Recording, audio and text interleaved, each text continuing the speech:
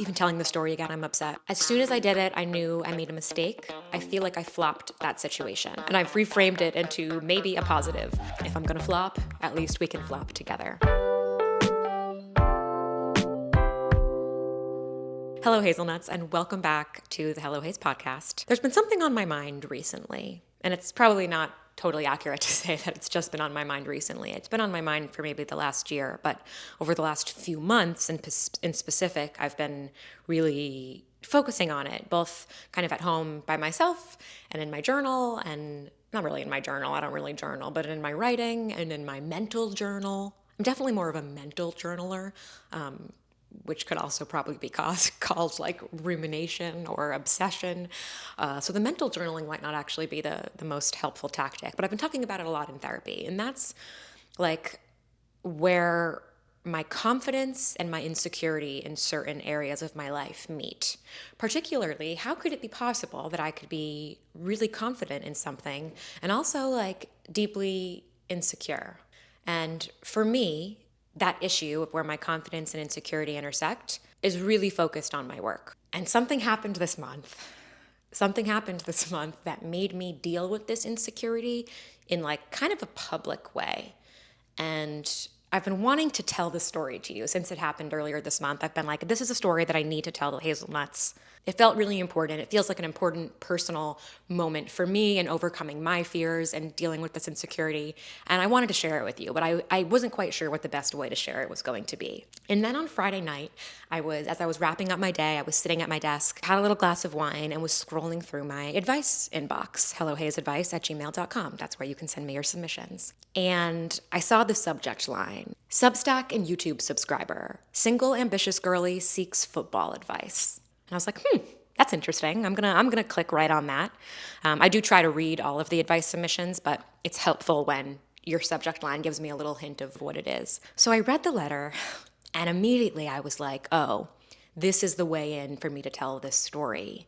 There was so much similarity between what this letter writer was asking of me and the thing that I had just went through that I knew it was a perfect fit. And the crux of her question is like, should she or shouldn't she go to an event that she knows is going to be good for her in her career, but is putting her out of her comfort zone, is making her face an insecurity of hers head on? But it's not just an insecurity. It's in that weird place where confidence and insecurity meet, where they're dancing, and when one tries to be more powerful than the other. Similar to the way I feel about Hello Haze, how I can both be so confident about its potential and scared and self-conscious and, worried that it's never going to be enough. So that's what we're here to talk about in this episode. This episode is about how to gather the courage to do scary things when we know that they are right for us, and how to deal with the fact that even when we do the scary thing, it might not all go according to plan. Sometimes the thing we're scared of does sort of come true. But you know what? We can deal with that too. There is nothing that we can't get through together. So with that, let me tell you my story. So about a month ago, I got a text from one of my newer friends. We met in January, and she's quickly become a close friend here. Like one of those people that you just meet and you're like, oh, I know you. We are on the same wavelength. I want to keep you in my corner. She's funny and she's smart, and she's worked in the entertainment industry for a long time. So outside of just like being a good friend and being a person who I genuinely vibe with, she also has been really helpful for me as I navigate a new industry. So she sends me a text and she's like, which email do you want me to send you an invitation to? And I have no idea what this invitation is going to be. So I give her my email, and a few minutes later, I see that I have been invited to a VIP premiere screening of a new YouTube show for Rhett and Link. Rhett and Link are the hosts and creators of Good Mythical Morning, which I am a huge fan of. She was able to get me an invitation to this event that I never would have been invited to otherwise. Now, maybe one day when I'm more established and whatever, maybe I would be invited to this type of event on my own accord. But for now, I was invited because I knew somebody. I saw the invite, and my first reaction was like, oh, hell yeah. Oh, hell yeah, you were invited to this, and of course you're going to go. You're a huge fan. You've been so excited to see what type of show Rhett and Link make. I don't know them personally, but I've listened to tons of interviews with them. Their interview on the Collins and Smear show is one of my favorites. I look to them as an example when I think about what Hello Haze can grow into. Should I be so lucky? So I get the invitation and I'm like, oh my God, I can't believe I have the opportunity to go to this. I'm like filled with gratitude that my friend Lauren would invite me. And then I quickly start to feel, oh fuck, this means that you actually have to go. And if you go, what if? What if? And the what ifs and my fears and my insecurities start to like pile up. Now, in the invitation, it said you and a guest, but I'm looking at that and I'm like, I'm not sure if this is the kind of thing that I should bring a guest. Like, my friend's inviting me. She knows people there. She's going to have more of a community there, but like, I don't think it's the kind of thing where I'm going to bring a guest. My brain goes from like 0 to 1,000 in maybe 30 seconds. You know, the excitement's about 30 seconds, and then I quickly pivot to all of the stuff that could go wrong. Even despite all of these fears that are bubbling to the top of my head, I know I'm going to go to this event because that's what I do. I do things I'm scared of all the time. I'm scared of flying. I'm scared of turbulence. I don't let that stop me from traveling. I'm like, you are not going to be the girl who misses out on opportunities because you were scared that you would fail. 20,000 times out of 10, I would rather take the opportunity, fall flat on my face, and try again than say I was too nervous to even try. That's not me. That's never going to be me. And even if I falter, and even if I have periods where I do let my fear take the driver's seat, I know that I will always push through that because that's who I am. Hazelnut listening, I know you are that person too. The day of the event rolls around, and I am feeling like sick to my stomach. Luckily, I have therapy that morning, so I walk in and I sit down and I say to her pretty much right away, there's an event that's happening tonight that I'm really nervous about, and I'm really glad I'm here and I want to talk about it. Therapy is both a mix of coming up with in-the-moment strategies to deal with some of the stuff I struggle with and unpacking the deeper issues. That's how my therapist and I approach my therapy. You may approach therapy differently with yours. The deeper piece of this is that, I went in and I sat down on the chair and I looked at my therapist and I'm like, I'm scared that I'm going to talk to someone and I'm going to fall short of their expectations of me. When really I know that I'm actually scared of falling short of my expectations for myself. And that issue is obviously not something we were going to figure out in one session. But we also came up with some great strategies that I wrote them down and I wanted to share them with you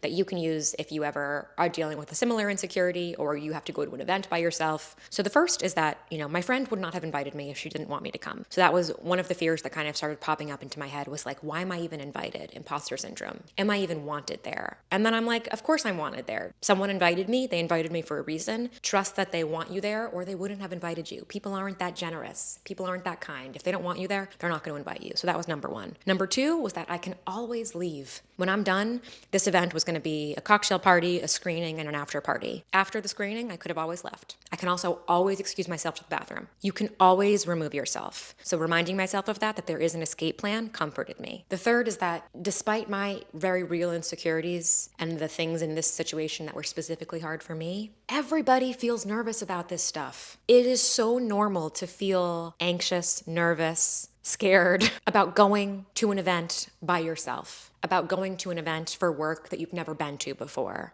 I'm sure people still feel nervous even if they've been to it a million times. It is nerve-wracking going somewhere with people who you think are fancy, who have stuff that you think you want, who might think that they're better than you, who might have more than you. It's nerve-wracking. So it's normal. It's normal that I felt this way. I'm not special that I felt this way. In fact, feeling this way just means that I've made it to the club because it's part of being in this business means going to some of these things that scare you. So that was helpful too. The fourth thing was asking myself, have I done this before? I hadn't been to this specific type of event. And I hadn't gone to something like this alone, but have I done scary things before? Has there been a work situation where I've had to go and I was scared and sick and it ended up being okay? And I said, yes, actually. Earlier this year, I went on CBS Mornings and was interviewed by Gayle King, and I was really nervous about that, and I had so much fun. That's a crazy thing where I was so nervous about it, and by the time I realized I was actually having fun on live TV, it was over. So yes, Hayes, you've done stuff like this before and it turned out okay. The fifth tip that was helpful then, which is similar to the last one of reminding myself that I've done it before, was I could reframe it into, this is another at-bat for you, my dear.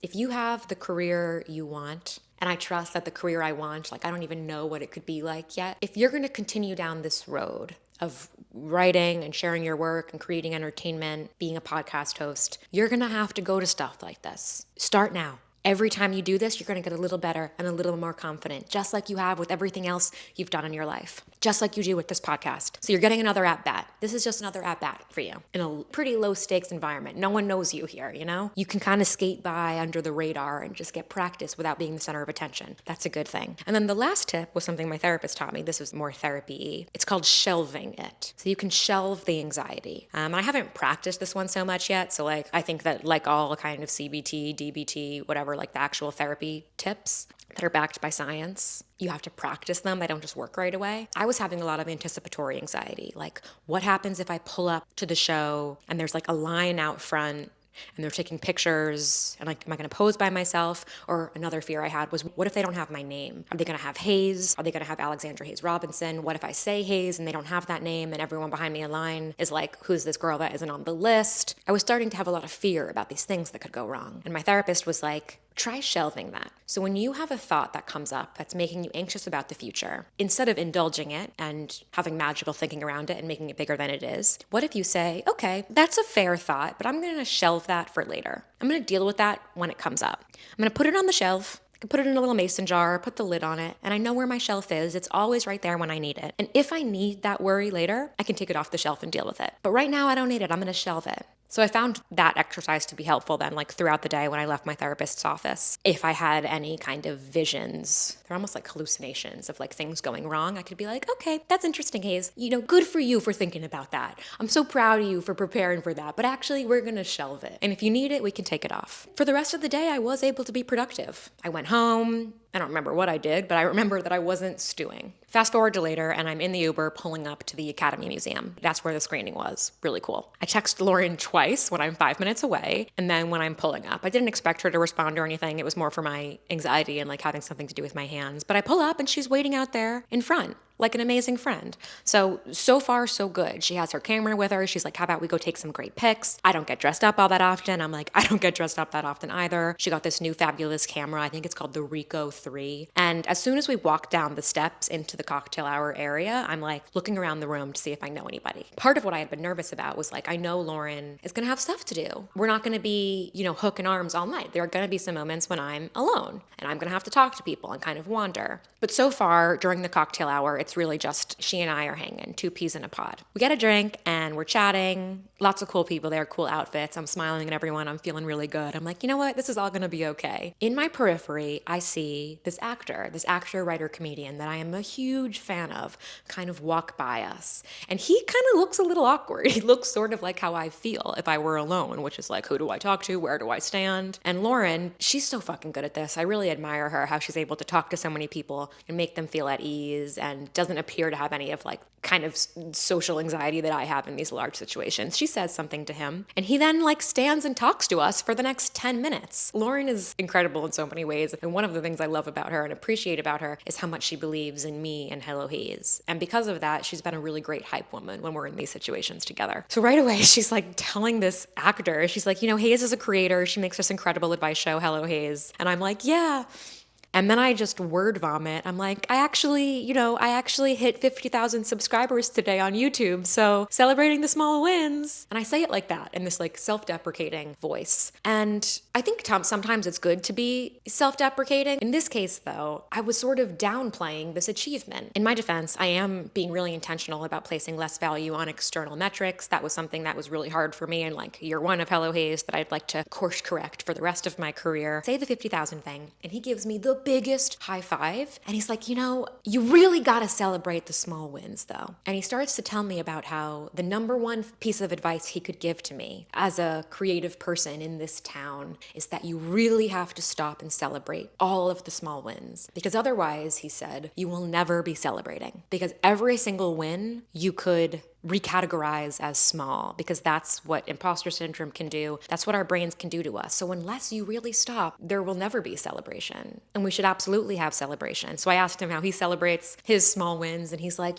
sometimes with an ice cream sundae, which I loved. It was just a really touching moment to be having this like kind of super down to earth conversation with somebody that I admire. One, I was like, I can't wait to tell Brian this. He's going to wish that he came with me. And Brian and I did discuss whether he should come with me. Ultimately, he wasn't going to come at first. Then when I started to get really nervous, he's like, do you want me to come now? And we said no. We said no, and I'm glad he didn't come. And I'll get back to that later when we talk about our letter writer's letter. But as soon as I was chatting with this actor, I'm like, oh man, I can't wait to tell Brian this. But it made it feel worth it for me. That even if something awkward happened, coming to this event and pushing through this anxiety was worth it for me to get that advice from this person. So I was just beaming as we walked into the screening. And I sat in the front row with Lauren, and the 2 episodes we got to watch were amazing and inspiring, and there was a Q&A with Rhett and Link after, and I just felt invigorated. Like, what the fuck were you nervous about, Hayes? This is incredible. This is one of the best nights of the month. I have so many ideas. Things are percolating. What were you nervous about? Well, the night was still young, and not every story of putting yourself out of your comfort zone has a fairy tale ending. We still had the after party to get to. That story is coming up right after the advice letter. Hello, Hayes. I have a work quandary. I'm in my mid-30s and single. I sometimes feel insecure and like I'm missing a big part of life. And sometimes I adore it and the freedom and independence it allows me to build. But moving through a mostly partnered world can be hard. For instance, I was recently invited to attend a football game in my company's box to hobnob with some members of the executive team. This is kind of a big deal. I'm still building my career, and I got this invite because my leaders want to give me opportunities, which is so flattering and confidence boosting. But I just found out that I'll have 2 tickets, one for me and one for a guest. Most other people attending will be married men who are older than me, like 50 plus. I assume most of the guests will be with their wives. Since I don't have an auto date, I need help deciding how to approach this. Do I go alone and network and pray that I don't die from 4 hours of extroversion or social discomfort?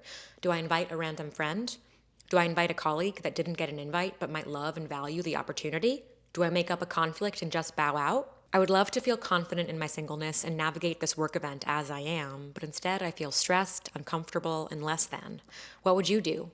Yours, single, ambitious girly. So first of all, fuck yeah that you got this invite. Huge deal. I'm so proud of you. Even amid the discomfort, I'm glad that you're able to recognize this as like, they're inviting me because they see something in me. I'm really glad that you're able to celebrate this moment because these moments matter. You know, I don't want to place too much emphasis on other people validating us, but like you're working up in a career. I don't know what field you're in, but if you say it's mostly men and they're, 50s plus, I can picture the types of industries that are like that. That's not easy. There's lots of challenges that come with that. It's not easy being the only in the room. And in this case, the only woman and the only single person. So with acknowledging that it's hard, I think you are definitely not bowing out. Hell no. You are going to this event, and I think there's a lot of options you can take for how you go. There's not necessarily a right one. I will tell you what I would do, but you're not letting your fear stop you. You are not bowing out of this. That's why I wanted to answer this so quickly after I got it. It's really normal to feel both confident and insecure about something, similarly to how I did and I do with my work. Both feelings can be real though, and in processing my own experience, sometimes what's hard about having that intersection is in the insecure moments, you're like, well, actually, am I not that confident? Like, is all my confidence fake? Am I fake? And I think that the answer is no. You can be both things, and being both things probably is partially part of what makes you good at what you do, because you're able to be humble sometimes. But I don't want you to think that your insecurity means that you are not actually confident. It just means that this stuff is complex and layered, and you are complex and layered. So you ask me what I would do. Now, before I tell you, I think the only wrong thing to do is to not go. I want you to go to this. And I want you to go because it seems like the way you're talking about your job makes me think that they respect you, that you are not going to experience harassment. Because there could be a world where you're invited to something at work and the situation would actually be unsafe for you, right? It would jeopardize your mental or physical well-being. And in that case, I would not say that it's worth it. I would say don't go or definitely bring someone. But the way you're talking about your job, I think you would have disclosed that, and it seems like you are enjoying building your career in this space. So for that reason, I would go to this event by myself if I were you. Here's why. One, as I said before, I tend to push myself to do things even when I'm uncomfortable, when it's good for me. I'm able to do that because I have all of the at-bats that I've gathered over my life of putting myself in uncomfortable situations, feeling uncomfortable and anxious and awkward and whatever, and still getting through it. That has contributed to so much of my success and my self-worth, is doing that over and over, getting better at it. It's a habit I've built, and you can build that habit too just by practicing it. I would also go by myself because when we're with someone, we tend to use them more. Like if I brought Brian to this event, this screening, I would have been like talking to him more in the corner instead of putting myself out there more and instead of being brave. Now, sometimes, again, certain situations I would bring Brian. It's funny actually, the event that I met Lauren at was back in January. I was invited to a brand event and I didn't know anybody there. And when they messaged me to invite me to this event, they said, bring Brob. They follow my work and know about Brob. So I brought Brian. And even if they hadn't said that, but I was invited with a guest, I probably would have brought Brian because that I was like really walking in blind. I had no idea what to expect. I knew no one. I would have said the extent to which you need to put yourself out of your comfort zone is just to go, but you don't need to go alone. For you, since you do know these people, you do know some of these executives, go alone, because if you bring a friend or if you bring another coworker, you might be talking to them more and kind of taking a backseat instead of, out of no other option, going and talking with more people, whether it's the other executives or their partners. You said you're assuming that most of them will be with their wives. You used the word assuming, so I think tell yourself this might be an assumption. Some of them might have wives, some of them might have husbands, some of them might be single, some of them might come by themselves, some of them might bring their kid. Some of these situations that you're imagining, put them on the shelf. You don't know what you're going to walk into because you haven't walked into it yet. But I do think if you go alone, there's probably a greater probability that you will have more conversations out of your comfort zone than if you went with a friend. I also think you should go alone because it's just like ballsy. It's ballsy, It's like what a bad bitch would do and does do. And I think that that's who you are. And I think that you can do it. I'm telling you to go alone because I think that you're capable of sitting through uncomfortable situations. You will feel nerves when you walk in, but you know what else you'll feel? Excitement. And excitement and nerves can feel very similar. So sometimes when I'm feeling nervous and anxious, I just like trick myself into thinking it's excitement. I'm like, hey, that feeling in your stomach, they're very similar. So let's just call it excitement. I think that you can do that. And you're right. Like you might leave and feel exhausted. You probably will. But it's worth, taking a few nights off then and having some more low-key nights or hanging out with someone who really recharges you. And while you're there, if you're alone, always remember that you can excuse yourself to go get more food. Usually boxes have good food, and if they don't have any food in there, you can leave to go get some. You can always go run to the bathroom. You can always say that you actually have to leave a little bit early. You have a family event, if everything goes wrong and you're just really, really struggling, you can say that. I also think that people's significant others are great to talk to if you're not feeling the vibes with the executives, because they might be feeling uncomfortable too. So they're always good to kind of chat with on the side. I also think it could be helpful to text some friends and let some friends know that you're doing this big brave thing so that they can check in on you, so you'll have someone to tell stories to later. Like when I do something uncomfortable, it's always helpful for me to be like, that's a story for later. Like, oh my God, I can't believe this is happening. Awkward, but I can't wait to tell so-and-so. If you can sort of treat this as like an adventure that you don't know the outcome of, but you'll be able to tell people about it later, that might be helpful for you too. Now, if you don't want to go by yourself, if you're like, no,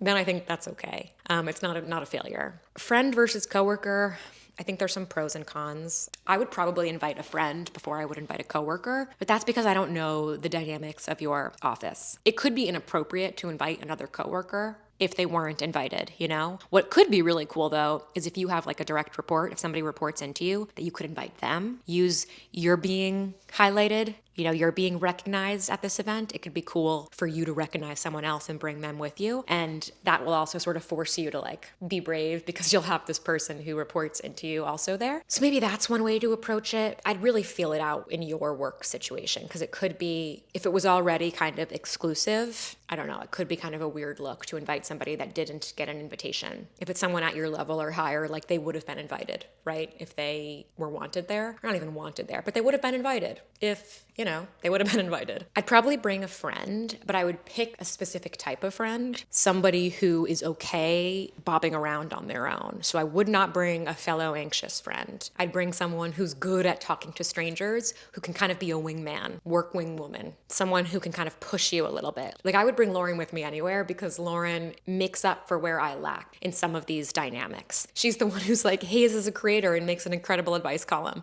I would struggle walking up to someone being like, hey, I'm a creator and I make the advice column, hello Hayes.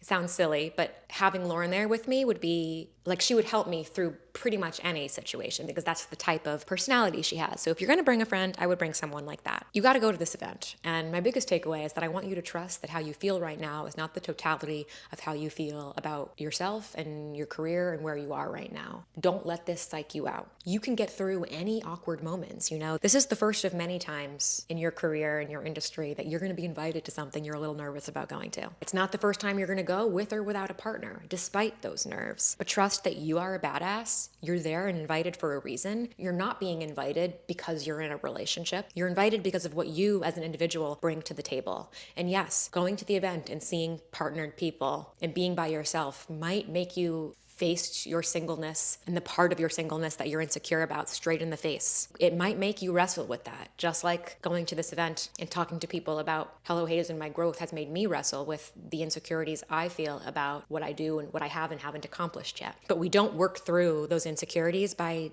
hiding in the shadows and saying no to things that we deserve because we think we might not deserve them. You've earned this. You're gonna walk into that box, in the words of Marvelous Midge Maisel, with your tits up. And just remember that no one is thinking about you as much as you are. That is part of what I told myself when I left the after party, when I did something alone that I regret. It's time for that part of the story.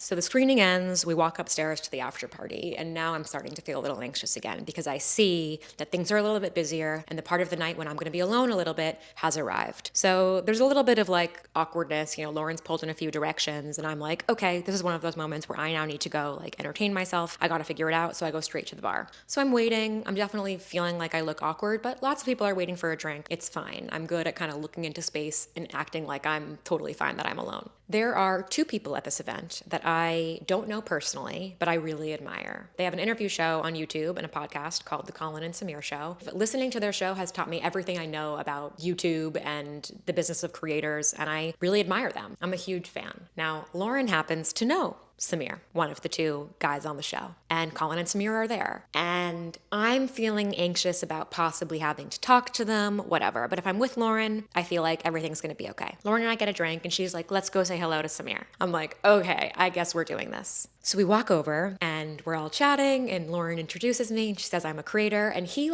could not be more engaging and kind and down to earth. They say don't meet your heroes, but he was awesome. He was awesome and didn't make me feel uncomfortable. He was normal, whatever. The three of us are chatting maybe for 5 minutes, and then all of a sudden Lauren gets kind of pulled in another direction by a photographer there who wants to do something with her. This is when the awkward thing happens. Lauren gets pulled in the other direction, and in that split second, I'm trying to decide, am I gonna stay or am I following Lauren? I'm not being invited with Lauren. Am I gonna stay talking to Samir? And he looks at me, and his eyes are so kind. I don't know how else to describe it, but the way he looked at me, my brain was like, he's down to keep talking to you alone. He's not fleeing. He's not fleeing the scene. He will keep talking to you. And he says, you're not going with them, right? And even telling the story again, I'm upset. I'm like, oh no, I am going with them. And Hazelnuts was absolutely not going with them, Lauren and her husband, while they went to go take a picture.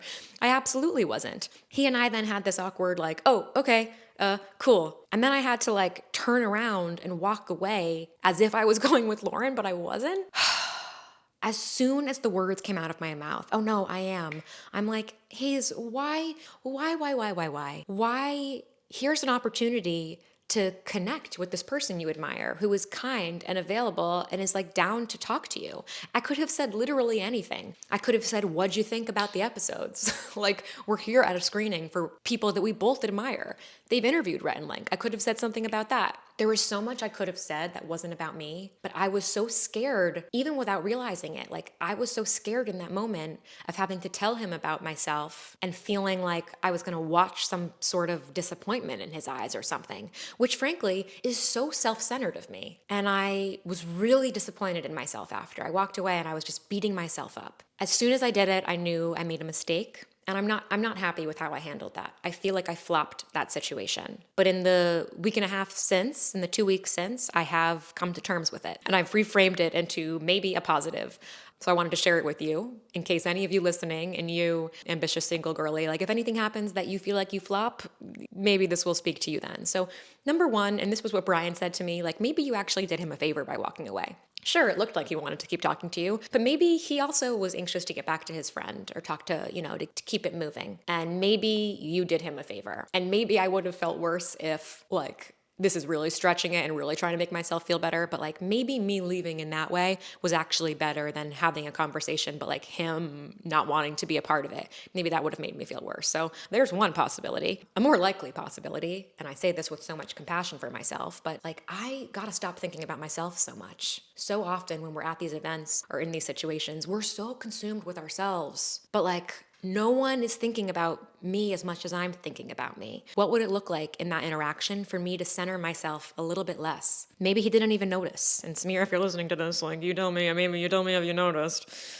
It was very self-centered of me to be so focused on me in that moment. And I have to remember that everyone else is also kind of thinking about them, that maybe it wasn't that big of a deal. Maybe it wasn't that big of a deal. Maybe it wasn't as awkward as I thought. The third thing that made me feel better is that story is material. It's material that I'm sharing with you right now, but it's also material for me to bring up later when I am invited on their show. I'm manifesting. I believe that one day I will be interviewed on the Colin and Samir show. I'm putting that out into the world. And on that interview, or even when I speak to him next, I'll be able to tell the story about how I admire him so much in the business they've built, he and Colin have built, that I just like flopped it. And this was my first time at one of these entertainment type parties. And, maybe it'll be like an endearing story. So I'm trusting that that won't be my last opportunity to interact with this person and that I'll be able to course correct next time. I think that's a big part of kind of my life philosophy is like so many opportunities that come your way, you're going to have them more than once. This isn't your last time to be invited to this box. That's not my last time where I'm going to be in a room with these people that I admire. You're going to get another shot. And on that note, the final thing that made me feel better is like,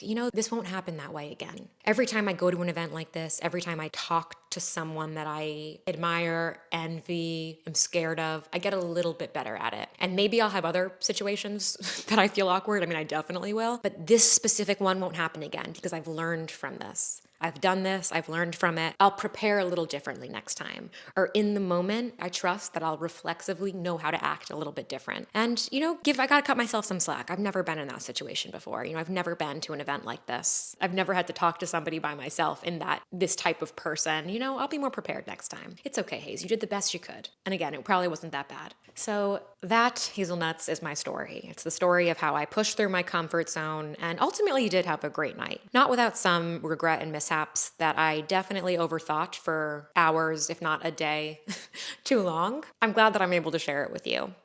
I flop all the time. I flop all the goddamn time. And if I'm going to flop, at least we can flop together. Thank you so much for listening to the episode. This is going to come out the day after Labor Day. So if you are in America, I hope you had a great long weekend if you had the day off. If not, I hope you had a great Monday.